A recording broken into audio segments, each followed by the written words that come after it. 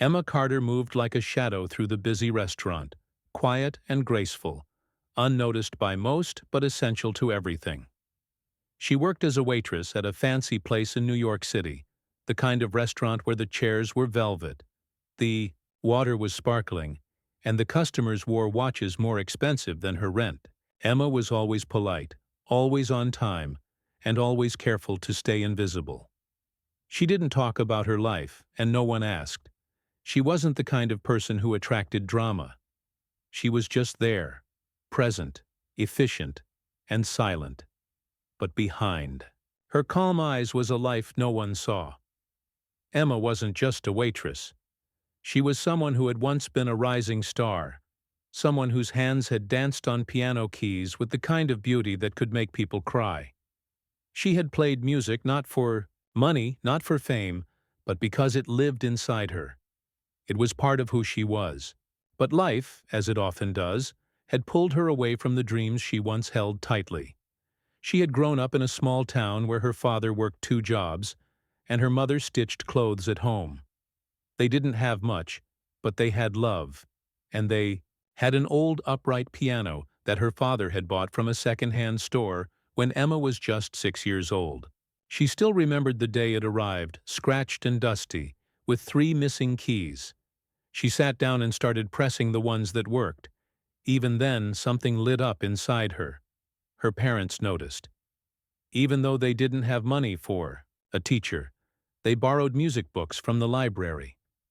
Emma taught herself. She listened to old recordings and tried to copy them. By the time she was 10, a retired music professor who heard her at a local talent show offered to teach her for free. By 12, Emma was winning competitions. Everyone said she was going to be a star, that her name would be in lights, that one day she would perform at Carnegie Hall. And she believed it. She believed in the power of music, in the way it made the world quiet and beautiful, even if just for a moment. She believed in her dream with her whole heart. When she turned 18, she got accepted into one of the top music conservatories in the country. Her parents cried happy tears the day she left home with her worn suitcase and her fingers still smelling of piano wood. The first year was magic. She practiced for hours, made friends who loved music as much as she did, and performed in front of audiences who gave her standing ovations. Her professors praised her sensitivity, her expression, her talent. For the first time in her life, Emma felt like she was exactly where she belonged. But then came the storm. Her father got sick. Really sick. Medical bills started piling up, and her mother couldn't handle it alone. Emma tried to help from a distance, but there was only so much she could do. She took a part-time job on campus, but the money wasn't enough. She started missing classes, missing practice. Then one day a call came from her mother, her voice trembling. The insurance wouldn't cover the last surgery her father needed. Without it, he wouldn't make it. Emma didn't think twice. She packed her things, left school, and moved back home. She got a job as a cashier, then another job cleaning offices at night. She sold her piano. She watched her dreams slip away while she watched her father slowly get better, then finally walk again. That was her reward. He lived. But a part of her, the musical part, went quiet. Years passed. She moved to New York to find better work. She didn't know anyone. She just wanted to start over. She found the job at the restaurant by chance. The pay was okay, the tips were good, and she could keep her head down. No one cared who she used to be. No one asked why her hands sometimes trembled when she heard classical music playing in the background. She had learned to smile, to nod, to disappear into the crowd. Still, sometimes after a long shift, she would walk past the music store on 7th Avenue. She would stop by the glass window and watch someone inside playing a piano. Her fingers would twitch, her chest would ache, and she would move on before the sadness grew too heavy. Other times, when the restaurant was quiet and everyone else had left, she would sit by the bar and hum softly to herself, pieces of old symphonies echoing in her memory. No one ever heard her. She made sure of it.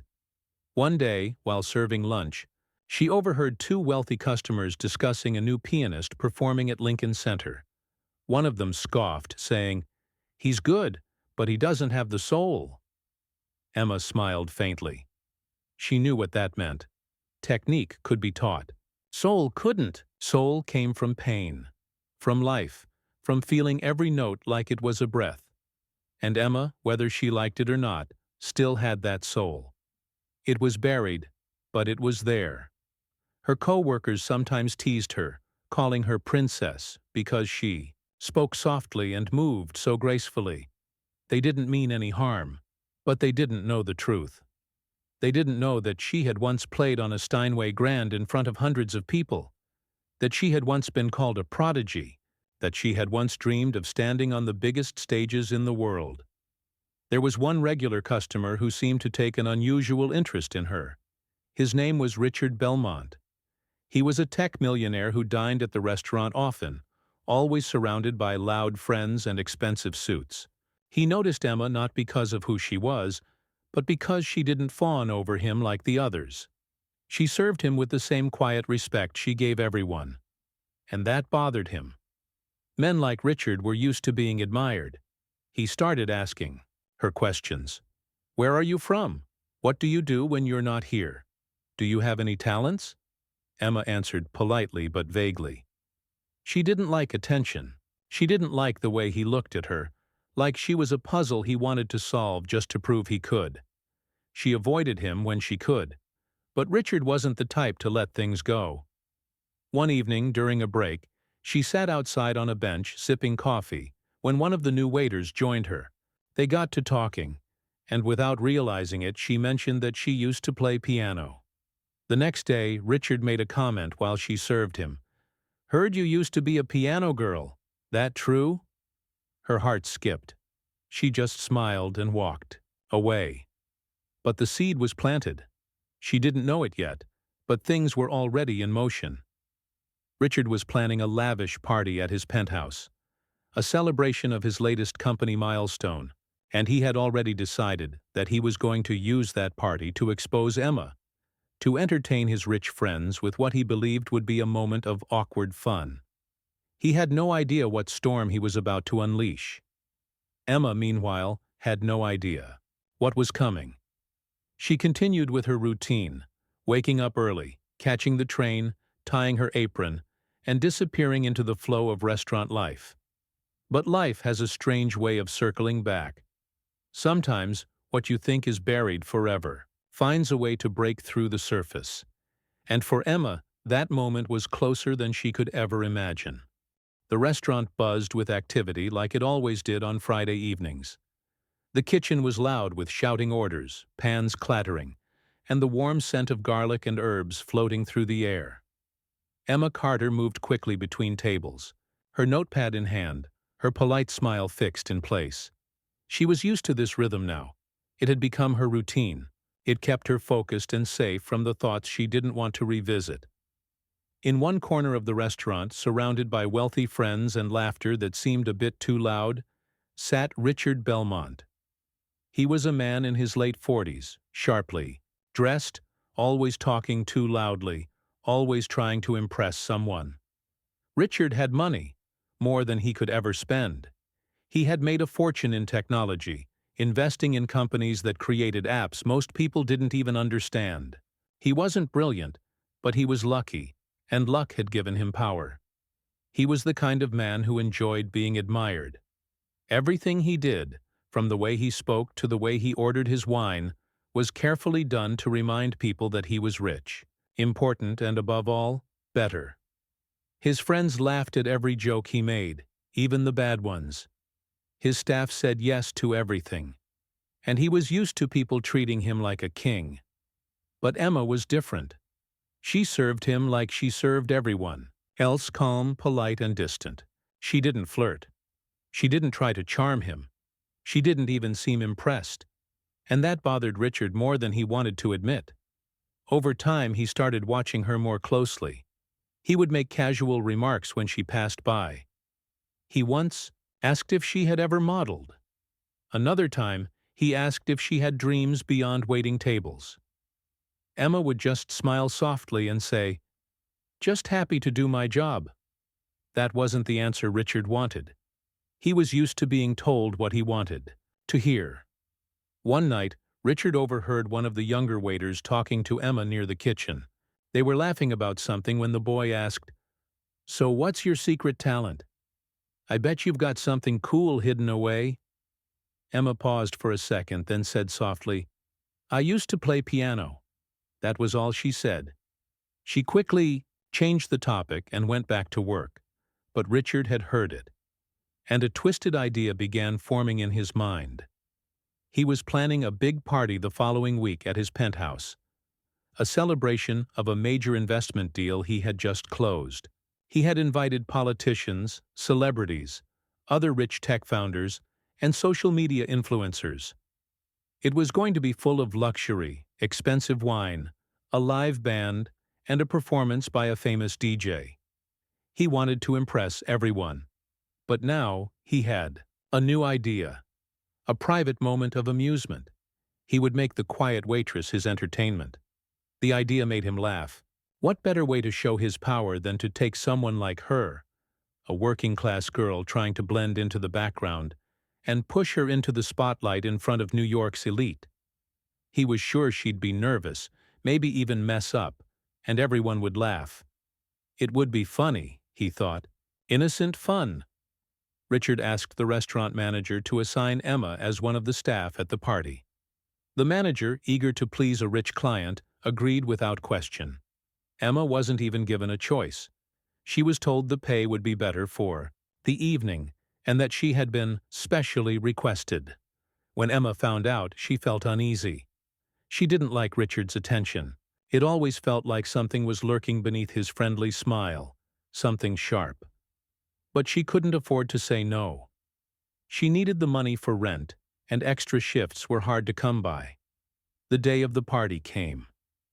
Emma wore the black and white uniform the catering service provided. Her hair was tied back neatly. She looked like every other server, efficient, professional, forgettable. The penthouse, however, was unforgettable. It was at the top of a skyscraper with floor-to-ceiling windows showing off the sparkling city below. Expensive paintings hung on the walls, and sculptures stood like silent guards around the room. Waiters moved like clockwork with trays of champagne and canapes. Guests walked around in designer clothes, greeting each other with air kisses and loud compliments. Emma kept her head down, moving from guest to guest, offering drinks and smiles. She noticed the piano almost immediately. A large, gleaming grand piano sat in the middle of the room, perfectly polished, almost glowing under the chandelier. It made her chest tighten. It was a Steinway, an instrument she had only touched once in her life during a music competition years ago. She didn't go near it. As the evening progressed, Richard made his rounds, shaking hands, laughing too loudly, telling stories that always ended with him winning. Then he saw Emma. She was refilling glasses near the balcony. He walked over with a drink in his hand and a grin on his face. "Emma, Emma, Emma," he said like they were old friends. "You're doing such a fine job tonight. But you know, I've been thinking—" She smiled politely, hoping he would. "Just ask for a drink and walk away. You said you used to play piano, right?" he continued, raising his voice just enough for a few people nearby to hear. Emma froze. A long time ago," she said quietly. "Wonderful," he said. "We have a beautiful piano right here. Why don't you play something for us?" A few guests nearby turned their heads. Emma's face turned pale. "I haven't played in years. I'm really just here to serve—" "Oh, come on," Richard interrupted, now clearly enjoying himself. "Just one song, just for fun. Unless—" He paused, smirking. "You're too shy?" More people were watching now. Emma felt trapped. The other servers had stopped moving. Even the musicians hired for the night had paused. The room hadn't gone completely silent, but enough eyes were now on her to make her heart pound. Richard added, "I'll even pay you double for tonight if you play. What do you say?" He made it sound generous, but Emma knew what this was. A test, a trap, a joke. She could say no and possibly lose her job or make a scene. Or she could sit down, play something simple, and get it over with. Maybe he would laugh, and people would forget it by tomorrow. But a small part of her, buried deep beneath the fear and shame, whispered something else. "You still have it." She took a deep breath and nodded. "All right," she said softly. The room quieted even more. Someone turned down the music. A guest whispered, "This should be interesting." Richard leaned against the bar, sipping his drink, eyes twinkling like a cat watching a bird. Emma walked slowly to the piano. Her hands trembled as she sat on the bench. She looked down at the keys, ivory white, perfectly smooth. Memories came flooding back. Her childhood home, her father's laughter, the competitions, the long nights at music school, the pain, the love. She closed her eyes. Then she placed her fingers on the keys. No one expected what happened next, and neither did she. The moment Emma sat on the piano bench, everything around her seemed to fade away. The laughter, the soft music from the speakers, the sound of glasses clinking. None of it reached her ears now. Her hands were placed gently on the keys, but they weren't steady. Her fingers trembled slightly and her heart pounded so loud she could hear it in her ears. She had not touched a piano like this in years. Not one like this. Not in front of people. Not like this. People in the room started to gather around, curious. Guests holding champagne glasses stood still. Some had amused looks on their faces. Others were whispering, expecting to see something funny. A few even took out their phones to quietly record what they expected to be an awkward and embarrassing moment. A waitress, looking out of place and nervous, sitting at a grand piano. It was the kind of thing rich people would laugh about later over drinks. Richard Belmont stood at the back, smirking. This was exactly what he had wanted. A moment to entertain his guests and embarrass the quiet girl who never tried to impress him. He didn't care whether she could play or not. In fact, he was hoping she would mess up, hit a few wrong notes, and maybe even run off.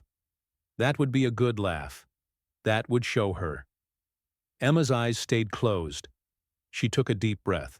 Her chest rose and fell as she gathered herself.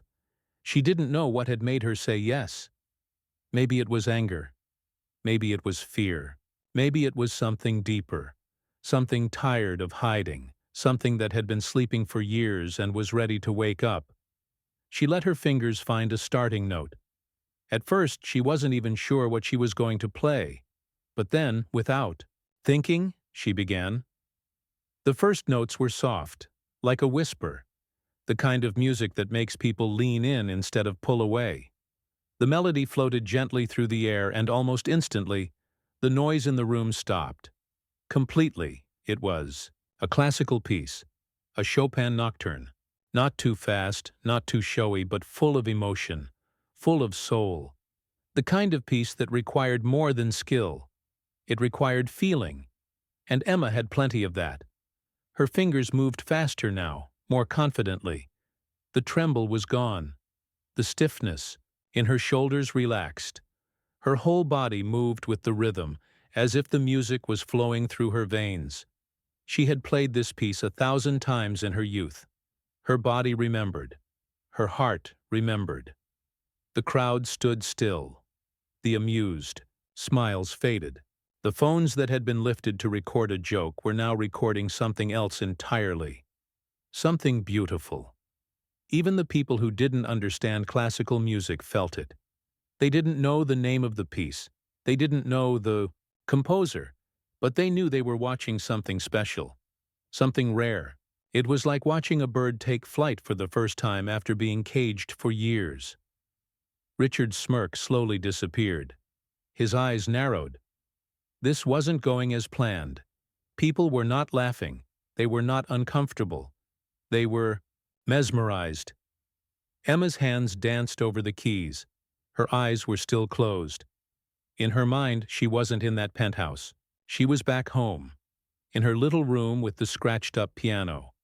She was playing while her mother cooked dinner, while her father rested on the couch after work. She was back in her college practice room, where she had poured her pain into the keys after long nights of worry and fear. She was in every place she had ever been when music was her only escape. The final notes rang out, soft and gentle, like the last words of a quiet goodbye. And then, silence. For a moment, no one moved. No one said a word. There was just stillness, a pause that felt like the world had stopped breathing. Then the room exploded into applause, real, loud, stunned applause. People clapped and cheered. A few even shouted. One woman near the front had tears in her eyes.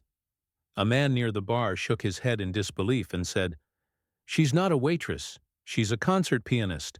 Emma opened her eyes, blinking as if she had just woken from a dream. She looked around, overwhelmed. She hadn't expected this. She hadn't done it for applause. She had done it because something inside her had needed to speak again. But the crowd's reaction was real. They weren't clapping out of politeness. They were moved. One man in a designer suit stepped forward. He was a well-known music critic, someone who had reviewed some of the top performers in the country. "Who are you?" he asked. "Where? Did you learn to play like that?" Emma stood up slowly. "I studied music," she said softly. "A long time ago." Another guest, a woman with a gallery of musicians on her Instagram page, turned to her friend and said, "This girl's the real thing. She played better than half the people I've paid to see."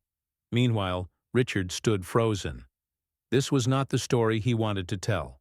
He had wanted to make her look small, to have everyone see her as just a silly waitress pretending to be something more. But now he was the one who looked foolish. The crowd was praising Emma, not him. The center of attention had shifted completely, and he could feel it slipping further away. Emma tried to step away, but people surrounded her. A few asked questions. Others complimented her, offered her business cards, told her she should be on stage. One woman from a performing arts foundation even offered to sponsor her for an audition. Emma smiled politely, but inside, she felt overwhelmed. It was too much, too fast. For years, she had lived in silence, afraid to even admit she was, once, a musician. And now, suddenly, the world wanted her again. They wanted her story, her music, her time. She slipped away from the crowd and returned to the catering area. Another server, someone she had barely spoken to before, came up to her with wide eyes. "That was, wow. I didn't even know you played piano." Emma gave a small laugh. "Not many people do." "You should be famous," the server said. "Seriously." Emma didn't know what to say. Fame had never been her goal. She just wanted to survive. And yet something inside her was glowing. For the first time in years, she felt something she had almost forgotten. Pride. Not the arrogant kind, but the quiet kind. The kind that comes from remembering who you are after thinking you had lost yourself. Later that night, when the party was over and the guests had gone home, Emma stood alone near the piano again. The lights were dim, and the city sparkled beyond the glass windows. She placed her hand gently on the keys, not to play, but just to feel them one last time. She didn't notice Richard approaching until he spoke. "You were impressive," he said stiffly. "Didn't expect that." Emma turned to him, her expression calm. "Neither did you." He gave a forced laugh. "Well, I suppose I helped you in a way. Gave you a stage. Everyone's talking about you now." Emma didn't answer right away. Then she said, "You tried to humiliate me, but thank you. Because you reminded me that I still have music in me." Richard didn't know what to say to that. He nodded once, then walked away. Emma left the penthouse feeling different. Something had changed. The world hadn't given her permission to play again. She had taken it herself. She had been brave. She had faced her fear, her past, and the eyes of a judgmental crowd. And she had reminded them and herself that talent, real talent, doesn't go away. It waits, it hides, and when the moment is right, it returns. That night, in her small apartment, she lay in bed staring at the ceiling. Her fingers still tingled, with the memory of the keys. Her heart was calm in a way it hadn't been in years. She didn't know what would happen next. She didn't know if this moment would change her life or just be a beautiful memory. But she knew one thing for sure. She had played, and they had listened. After the party ended and the piano music stopped echoing in that grand penthouse, Emma's life quietly began to shift. Nothing changed right away. Not the next morning, not in the first week. But something inside her had definitely woken up. She had returned to work at the restaurant dressed in the same uniform, carrying her notepad and tray like always. The kitchen still shouted orders, the manager still barked reminders about tips, and customers still waved impatient hands. On the surface, everything looked the same. But she felt different. Something had cracked open inside her. Not broken. Opened.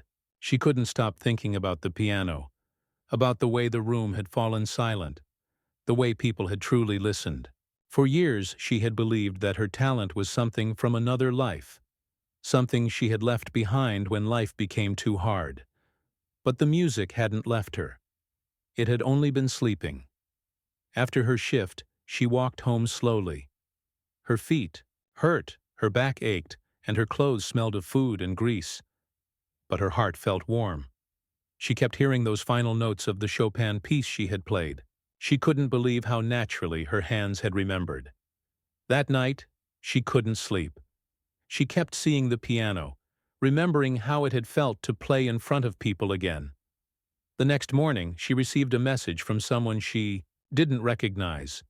It was a woman named Laura, one of the guests from Richard's party. She had been impressed by Emma's playing and wanted to talk. She ran a small music studio and offered private classes. Laura said if Emma ever wanted to reconnect with music, her door was open. Emma didn't reply at first. She stared at the message for a long time. She didn't know what to say. She wasn't sure she was ready for that kind of change. What if it was just a one-time moment? What if she sat down again and couldn't play like that again? A few days later, another message arrived, this time from a man named Marcus. He was the music critic who had spoken to her at the party.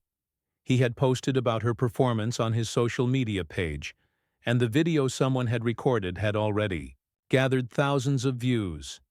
He had called her the mystery pianist, and wrote that she had more soul in her fingers than many trained performers on big stages.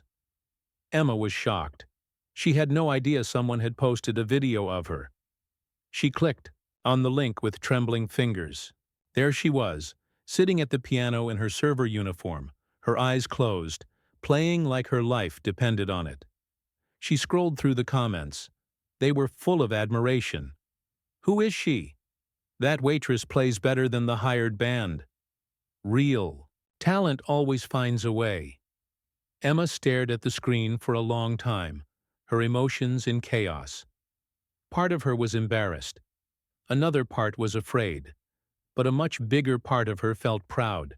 For the first time in years, people were talking about her not because they pitied her, but because they admired what she could do. The next week, Laura followed up again, this time inviting Emma to visit her studio just to see the place. No pressure. No expectations. Emma finally agreed. The music studio was small but full of energy. The walls were decorated with photos of musicians, musical notes, and colorful artwork from children's piano classes. The smell of old wood and sheet music filled the air. Emma stepped inside nervously, clutching her old backpack like a shield. Laura greeted her with a warm smile. "I'm glad you came," Laura said kindly. "Come, I want to show you something." She led Emma to a room in the back with an upright piano. It wasn't as fancy as the one from Richard's party, but it was well cared for. Laura opened the lid and motioned for Emma to sit. Emma hesitated. Her fingers hovered over the keys. Then she took a deep breath and sat down. She played something simple at first, a short melody. Her hands were slower than before, and she made a few mistakes. But the sound was there. The feeling was there. It wasn't perfect, but it was real. Laura sat quietly as Emma played. When she finished, Laura clapped gently. "You have something special, Emma. You really do. It's not just skill, it's emotion. You tell a story when you play." Emma didn't know what to say. No one had said that to her in years. Not since before her father died. Not since her music dreams fell apart. Laura offered her something unexpected. Free access to the studio for a few hours each week. No cost. Just come and play. Practice. Rediscover. Emma was overwhelmed by her kindness, but accepted gratefully. And so began a quiet return to something she had lost long ago. She started coming to the studio once a week after her shifts. Then twice. Then more. She played until her fingers were sore. She worked through old sheet music, struggling at first, but slowly improving. She remembered old pieces. She learned new ones. She started recording herself, watching the videos, analyzing every mistake, every strength. The music came back to her like an old friend returning from a long journey. At work, she kept her secret. Most of her co-workers didn't know what she was doing after hours. To them, she was still just Emma, the quiet waitress. But inside, something was blooming. A small fire had started, and it was growing. Then one evening, she got a call from Marcus, the critic. He told her he had been asked to recommend a pianist for a small classical music showcase in the city. It wasn't a big concert, just a performance. For a couple hundred people, mostly music lovers and professionals. But he had thought of her. Emma's heart pounded. She almost said no. But then she remembered the feeling from the night at Richard's party. The applause, the silence before, the storm, the pride. So she said yes. In the days leading up to the performance, she practiced every night. She worked double shifts to take a day off. Laura helped her polish her piece. Emma chose a Debussy composition. Emotional, flowing, full of feeling. It reminded her of water, of motion, of life moving forward even after pain. The night of the showcase, she stood backstage with trembling hands. She wasn't wearing a server uniform this time. She had bought a second-hand black dress and borrowed heels from a co-worker. Her hair was down, simple but elegant. She looked like someone who belonged on a stage. As she walked onto the small stage, she saw the crowd. They weren't famous, they weren't rich, but they were listeners, real listeners. She sat at the piano and took a deep breath. The lights warmed her skin. The audience hushed. She began to play. Her fingers moved with purpose. She poured herself into the music, not just her talent, but her memories, her heartache, her hope. Every note told a story. She wasn't playing for applause. She was playing because she needed to, because music was her language. When the last note faded into silence, the audience clapped, some even stood. Emma smiled, not because she was proud, but because she felt whole again. After the show, people came up to her, asking about her training, her background. She told them a little, but mostly she just smiled. She didn't need to explain everything. The music had done that for her. Later that night, when she was home, she lay on her bed and stared at the ceiling. Her feet still ached, her hands were tired, but her spirit felt light. She didn't know what would come next, if more shows would follow, if more opportunities would knock. But she knew one thing. She was no longer just a waitress. She was a pianist again. And this time, she wouldn't let that part of herself disappear. The days after the concert were quiet, but Emma felt a deep sense of peace. She still worked at the restaurant, still wore the same black uniform, still smiled at customers and carried heavy trays. But something was different now. People who had watched her performance were starting to recognize her. A few had even visited the restaurant and asked for her table just to speak to her. One woman told her she had cried during Emma's performance. A man said he hadn't listened to classical music in years, but her playing had changed something in him. Emma didn't know how to react to all this. For so long, she had hidden behind silence and fear. Now she was being seen. Not for her mistakes, not for her past, but for her music. She had never imagined that sharing the part of herself she had buried for so long would bring her this kind of attention. One morning, a letter arrived. Not an email or text, but a real, handwritten letter. The envelope was thick, the handwriting neat. She opened it slowly and read the contents. It was from the city's Cultural Arts Foundation. They had seen the video of her playing at Richard's party and had attended her recent showcase. They were inviting her to audition for their annual classical music series. If selected, she would play on one of the city's most respected stages, in front of critics, performers, students, and sponsors. Her hands trembled as she read the letter again and again. It didn't seem real. Could a waitress with a dusty past really stand on a stage like that? But the same voice inside her that had made her say yes at the party whispered again, "You can do this." Emma called Laura first. Laura was thrilled.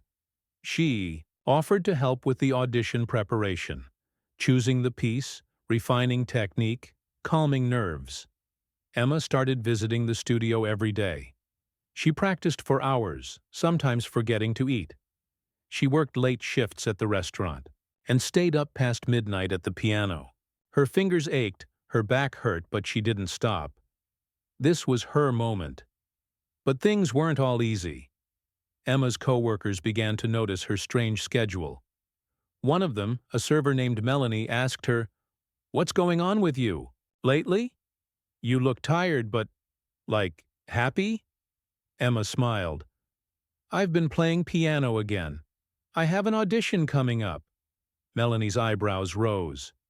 "Seriously? Like, real music stuff?" Emma nodded.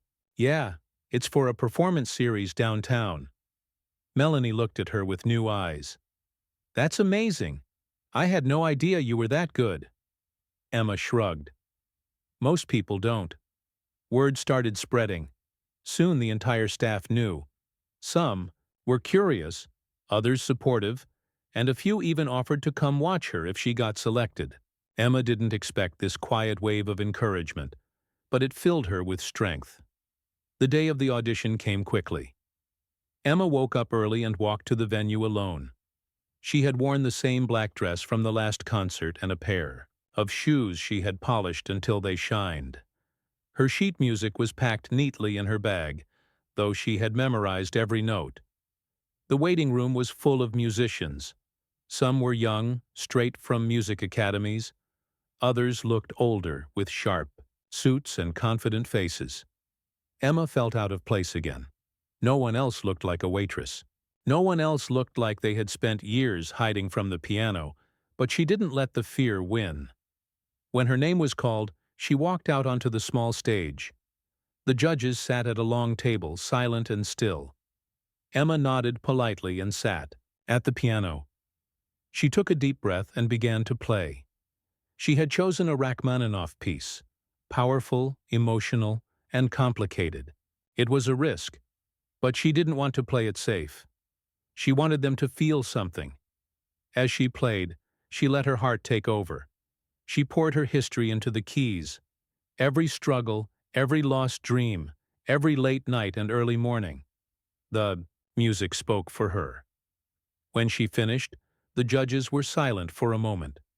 Then one of them nodded. Another smiled. A third simply said, "Thank you." She left the stage, not knowing what would happen next. But she felt proud. She had done her best. 2 days later, the call came. She had been selected. Emma was in shock. She sat on her bed, phone in hand, trying to absorb the news. She was going to perform in the city's classical series. Her name would be on a program. People would buy tickets to hear her play. It was everything she had once dreamed of, but never believed she would get. The weeks that followed were filled with preparation. Rehearsals, meetings, small interviews. She was still working at the restaurant, but now she had a reason to smile through the toughest shifts. Her co-workers cheered her on. Melanie started calling her our star pianist, and then the big night arrived. The concert hall was beautiful. Large chandeliers, red velvet seats, a grand piano standing proudly on stage. Emma stood backstage in a deep blue gown that Laura had helped her borrow from a boutique. Her hair was tied back, her hands steady. She took one last breath and walked onto the stage. The crowd was large, faces blurred under the lights, but she could see enough.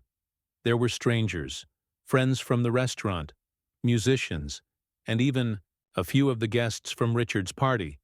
And in the back corner, surprisingly, was Richard Belmont himself. Emma blinked. She hadn't seen or heard from him in months. He looked different, less arrogant, more quiet. Their eyes met briefly, and then she looked away. It didn't matter. She wasn't here for him. She was here for the music.